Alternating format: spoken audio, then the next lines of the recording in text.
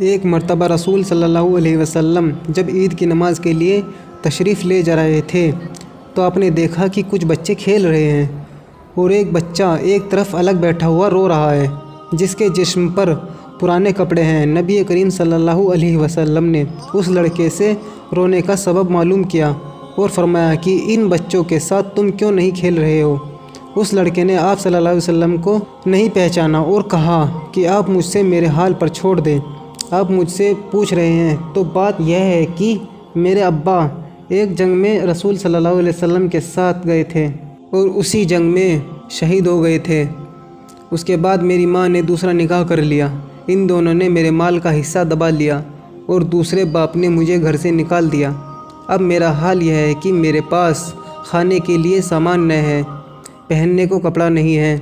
رہنے کے لیے مکان نہیں ہے۔ میں نے دیکھا کہ ان بچوں کے ماں باپ زندہ ہے، اس لیے ہنسی خوشی سے کھیل رہے ہیں تو میرا غم تازہ ہو گیا اور مجھے اپنے شہید باپ کی یاد آ گئی اور میں رونے لگا۔ یہ سن کر رسول صلی اللہ علیہ وسلم نے اس بچے کا ہاتھ پکڑا اور ارشاد فرمایا کہ کیا تم اس بات پر راضی نہیں کہ میں تمہارا باپ بنوں اور حضرت عائشہ تمہاری ماں اور فاطمہ تمہاری بہن اور حضرت حسین تمہارے بھائی؟ یہ بات سن کر اس لڑکے نے کہا کہ اللہ کے رسول صلی اللہ علیہ وسلم، اس سے بڑھ کر میرے لیے اور کیا خوشی کی بات ہوگی۔ چنانچہ نبی کریم صلی اللہ علیہ وسلم اس بچے کو گھر لے گئے، نہلا دھلا کر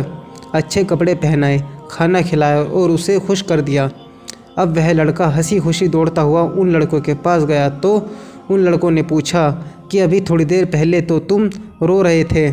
آخر اتنی دیر میں کیا خوشی حاصل ہو گئی کہ تم اتنا خوش نظر آ رہے ہو؟ اس لڑکے نے جواب دیا کہ پہلے میں بھوکا تھا لیکن اب پیٹ بھرا ہوا ہے، میں ننگا تھا لیکن اب کپڑے پہن لیے،